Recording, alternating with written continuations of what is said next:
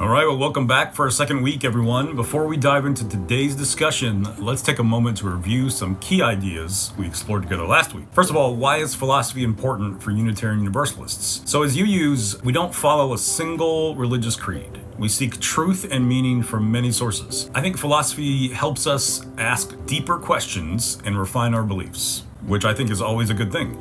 Philosophy allows us to approach big questions like reality, meaning, ethics with open minds, curiosity, and extremely important, intellectual humility.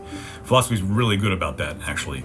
It helps us examine what we believe and why we believe it. It keeps us asking those questions. Okay, why is religious naturalism a good option for Unitarian Universalists? So unlike traditional theologies that separate the spiritual from the physical, religious naturalism sees nature as both real and sacred. So there's absolute reality to nature, and nature is inherently sacred. Sacredness is built into nature. So naturalism, or religious naturalism, integrates scientific understanding with a deep sense of meanings. You got science and this extremely human act of meaning making. It also offers a spiritual path without requiring belief in the supernatural. This is kind of a big topic that we're going to be talking quite a bit about, because there is a movement in, at least in American culture, that is seeking religious ways of being that do not require embracing traditional theism, traditional ways we believe in God, that kind of stuff.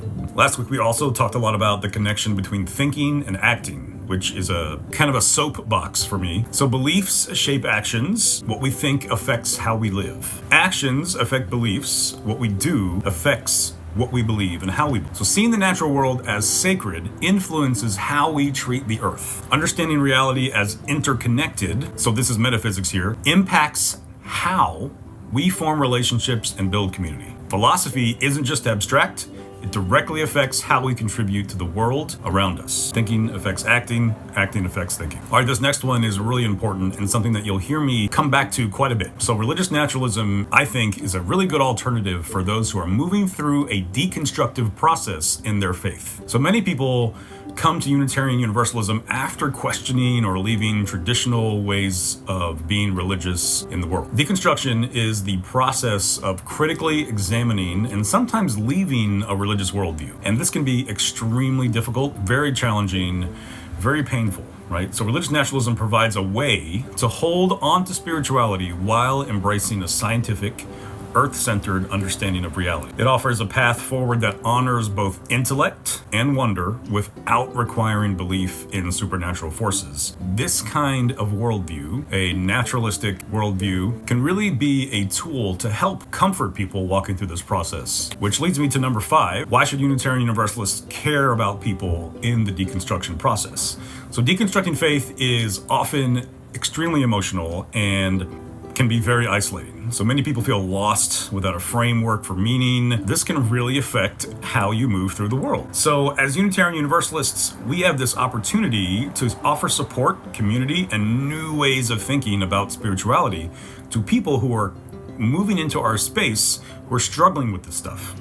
So religious naturalism can serve as a bridge, I think, for those seeking meaning beyond supernatural beliefs, because we can create a space for exploration and validation, and this is an essential part of supporting someone's spiritual journey, especially if they're beginning a brand new spiritual journey.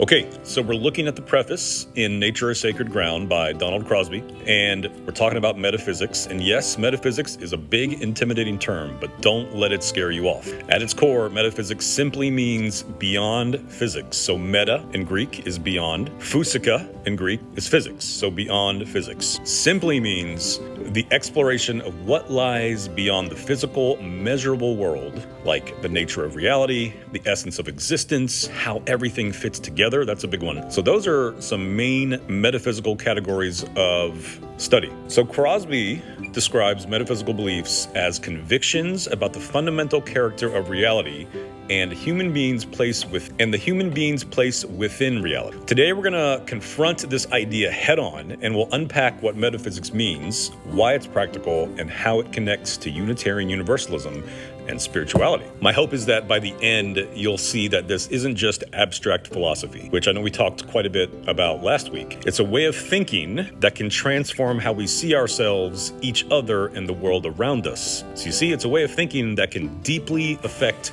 how we act in the world. All right, to understand metaphysics, we need to recognize that humans have been asking these big questions about reality for thousands of years. Some of the greatest thinkers in history have tried to figure out what is really real, and their ideas still shape how we think today. So let's explore 3 key philosophers who you've probably heard of, who helped build and transform the foundation of metaphysics. So Aristotle, Immanuel Kant, and Alfred North Whitehead. So Aristotle, Kant, and Whitehead. All right, so Aristotle, what is truly real? Right, so Aristotle was an ancient Greek philosopher, lived about 2,500 years ago, and was one of the first people to seriously ask, what is reality made of? What makes something what it is? Like, what actually makes something what it is? So Aristotle believed that everything has 2 parts, substance and form.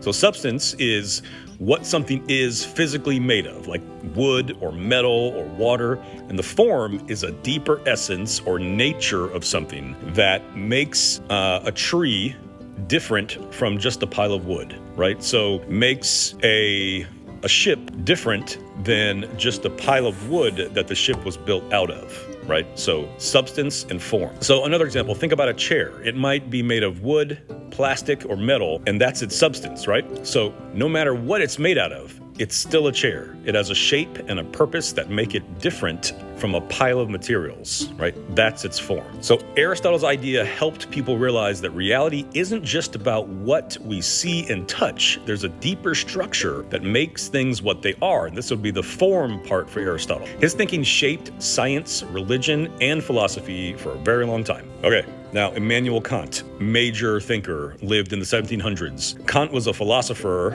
of the greatest caliber. He had a different take on metaphysics. So he argued that we don't experience reality as it actually is, but only as our brains allow us to understand it. So, for example, let's talk about color, right? So science tells us that colors don't exist in objects themselves.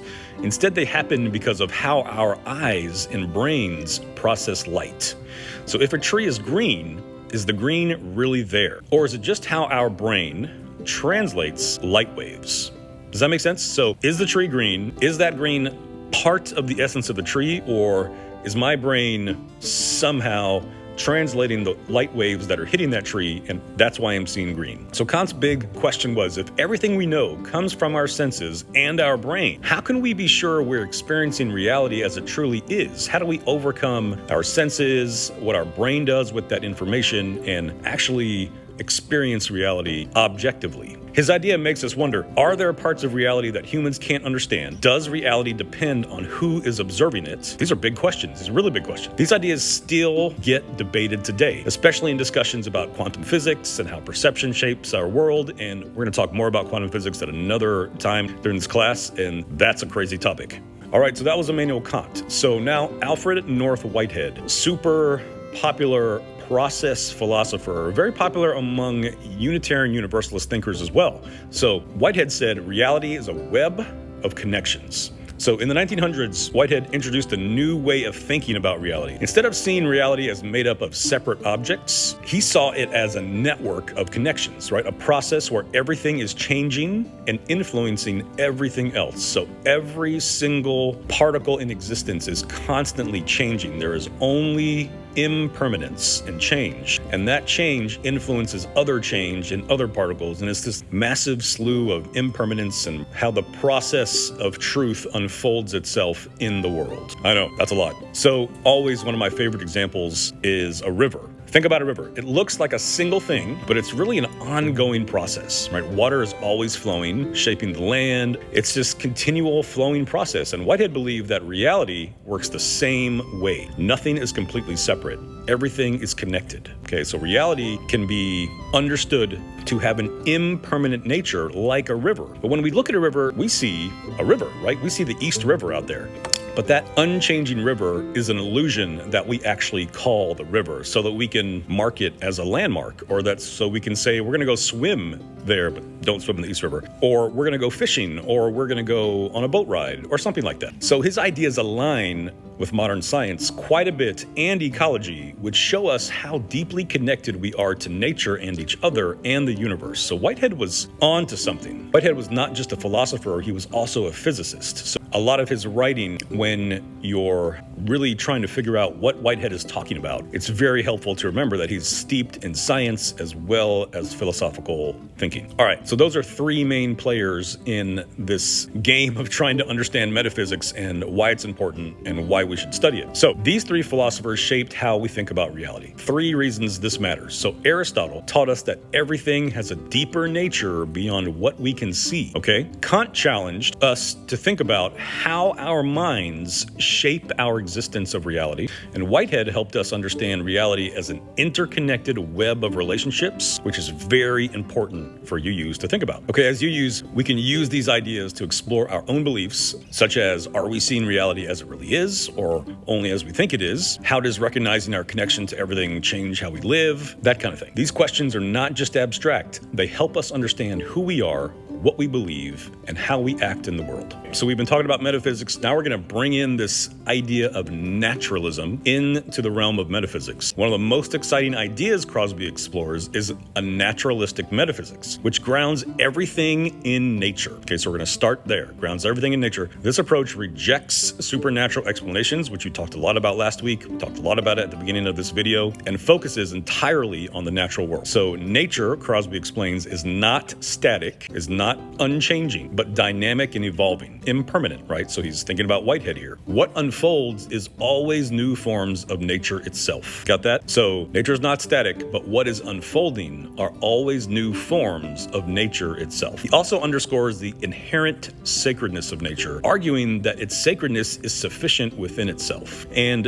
this is a really important part of the text here, but there are some good critiques that can happen here as well. The inherent sacredness of nature, there's a lot of things we can talk about, like the deep suffering that is in nature. That's a challenge that we need to process, and we will. So Crosby's perspective really bridges science, philosophy, and spirituality, which I think makes it great for a UU religious education class. And it helps us see the natural world as inherently meaningful and interconnected. Why does all this matter for us? For spirituality, for Unitarian Universalism, for embodied spirituality, which I think Unitarian Universalism spirituality is. So let's go a little deeper. First, it connects us to larger questions of existence. What is real? How do we fit into the universe? What gives life meaning? Second, it aligns with the Unitarian Universalist principle of free and responsible search for truth and meaning. Crosby reminds us that no one has a monopoly on exploring the nature of reality, not even Unitarian Universalists, or humanity's place within it. So no one has the last word. No one owns this quest, this pursuit. This is something that is an ongoing, developing, impermanent conversation. Finally, metaphysics deepens our connection to nature and each other for all the ways I've hinted at and talked about in this video. So by recognizing the sacredness of nature, we affirm the seventh UU principle, respect for the interdependent web of existence. This perspective helps us live intentionally with an awareness of our interconnectedness. And I think that's important. I think that's really important. And I think not just knowing that humans are interconnected, but giving us a metaphysical, philosophical framework for thinking about that and understanding that, and then communicating that to people, I think is also important and is why we're doing this class. In summary, metaphysics is about asking the big questions and embracing the journey toward deeper understanding. It has roots in history, practical value in our lives, and profound implications for spirituality and Unitarian Universalism.